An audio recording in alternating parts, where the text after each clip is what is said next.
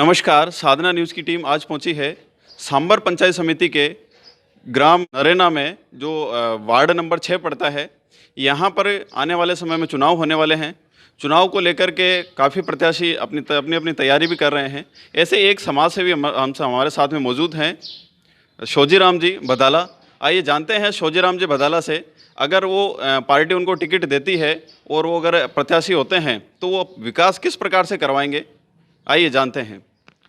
शोजीराम जी, साधना news में आपका स्वागत है। आप हमारे दर्शकों को बताएं कि अगर कोई भी पार्टी अगर आपको चुनाव लड़ाती है तो आप चुनाव लड़ कर के विजय होने के बाद में किस प्रकार से जनता का विकास करवाएंगे, बताएं। आपने कहा कोई भी पार्टी टिकट देती है, तो कोई भी पार्टी नहीं, अगर भारतीय जनता पार्टी मुझे टिकट देगी जी तो ही चुनाव लड़ूंगा। दूसरी पार्टियों का तो प्रश्न ही नहीं होता है जी। और पार्टी अगर टिकट नहीं देगी तो जिस किसी को भी टिकट मिलेगा उसकी जी जान से मदद करके विजय श्री उसको दिलाएंगे। जी जी, आपका कहना है कि आप जो है भारतीय जनता पार्टी की तरफ से ही चुनाव लड़ेंगे अगर पार्टी लड़ाना चाहेगी तो, अन्यथा आप जो भी भारतीय जनता पार्टी की तरफ से जो भी कैंडिडेट होगा आप उसके सहयोग में रहेंगे। जी, आपसे हम जानना चाहेंगे सर, आपका राजनीतिक कैरियर क्या रहा है? मेरा राजनीतिक करियर सन 80 में मैंने राजस्थान यूनिवर्सिटी के इकोनॉमिक्स डिपार्टमेंट से एमए किया जी। और तुरंत ही पंचायत इलेक्शन आ गए। उस वक्त श्री रामपुरा पंचायत, जो वर्तमान में 2 पंचायतें हो गई, वहाँ पे कांग्रेस के सरपंच की बहुत बड़ी नादिरशाही थी जी।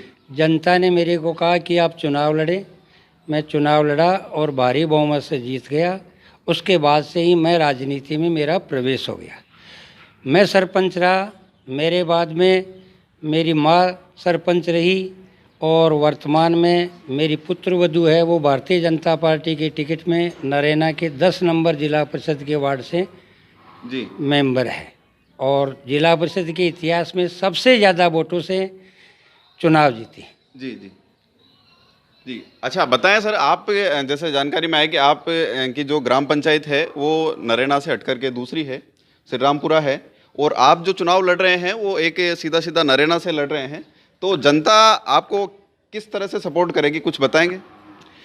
ये आपकी बात सही है कि मैं मूल निवासी श्री रामपुरा पंचायत का और श्री रामपुरा गाँव का हूँ, लेकिन हाल निवासी नरेना का हूँ मैं जी। नरेना में मेरा मकान है, नरेना में मेरी ज़मीन है, नरेना मेरा कार्यक्षेत्र है, मेरी जन्मभूमि भी नरेना है।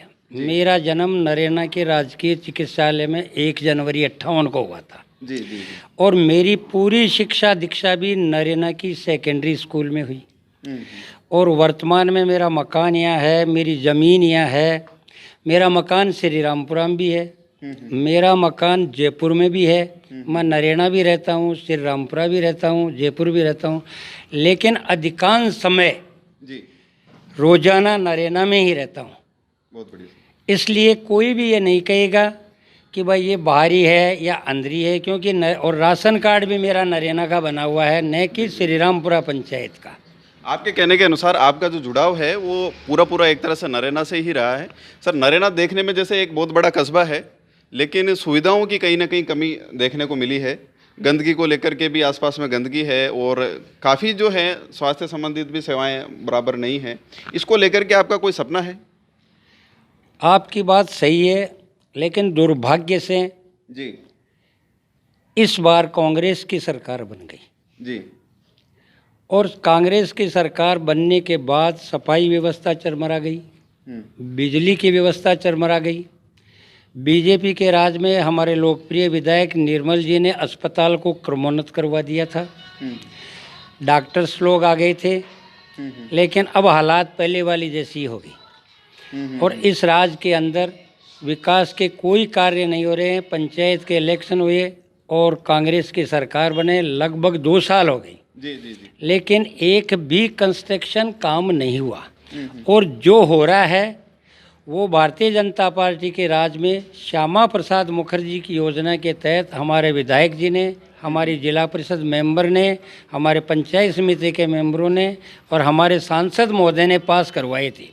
वही कार्य अभी हो रहे हैं और उनमें भी भारी घोटाला, भारी भ्रष्टाचार हो रहा है। और जिसकी शिकायत ग्रामवासियों ने एसडीओ, कलेक्टर सभी को की है। अब आप पूछ रहे हो कि आपकी क्या योजना है।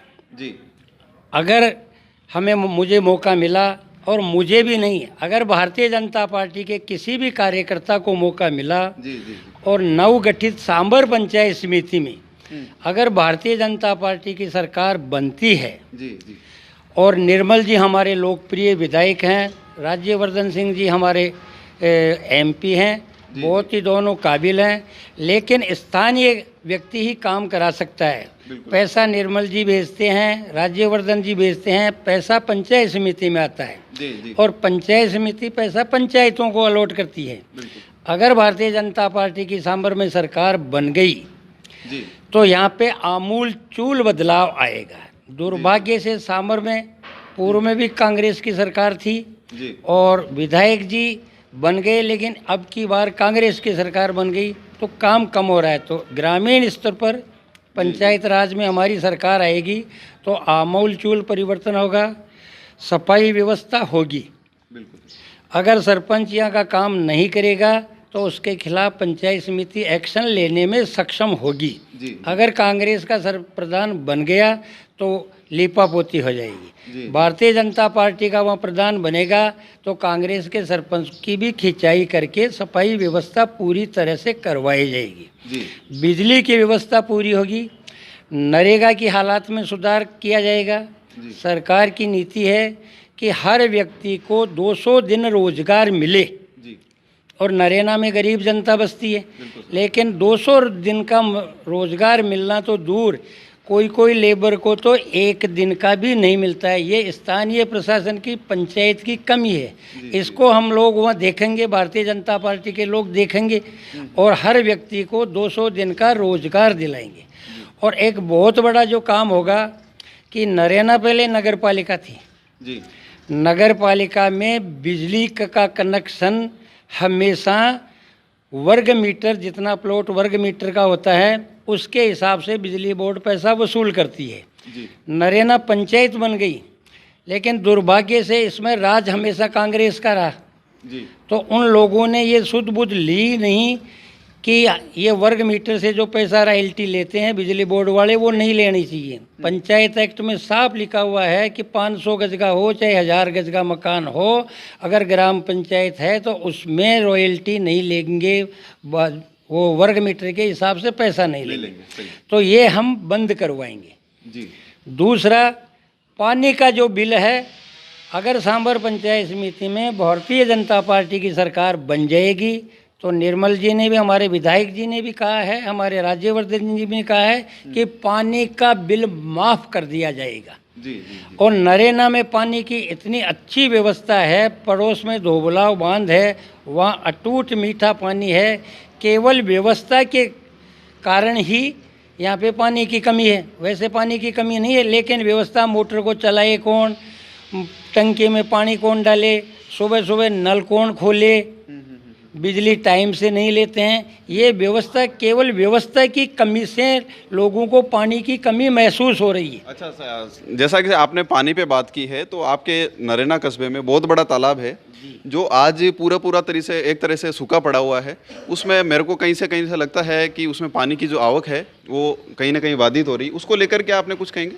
पानी की आवक के मामले में जब निर्मल पूर्व सरकार थी भारतीय जनता पार्टी की, हमारे मंडल अध्यक्ष जी ने, हमारे भारतीय जनता पार्टी के कार्यकर्ताओं ने, विधायक जी ने आंदोलन तक किया और पानी की आवक को जेसीबी खुदवा के चालू की। इन 2 साल में कांग्रेस का राज आने के बाद में पानी की आवक को अतिक्रमणकारियों ने फिर बिल्कुल बंद कर दी। इस वजह से इसमें पानी की आवक नहीं हो रही है, वरना इस पानी की इतनी बड़ी आवक है कि आराम से ये भर जाए और जल स्तर ऊंचा उठ जाए। तो सांबर में पंचायत समिति में बीजेपी की सरकार बनेगी तो हमारा पहला लक्ष्य रहेगा कि अतिक्रमणों को हटाकर गौरी शंकर तालाब की पानी की आवक को खोलना। जी जी जी। अच्छा, जैसे कि सोजीराम जी, सामने होली का त्यौहार आ रहा है, कोरोना भी एक तरह से चल ही रहा है। प्रदेशवासियों को और आपके यहाँ की जनता को आप कुछ कहना चाहेंगे?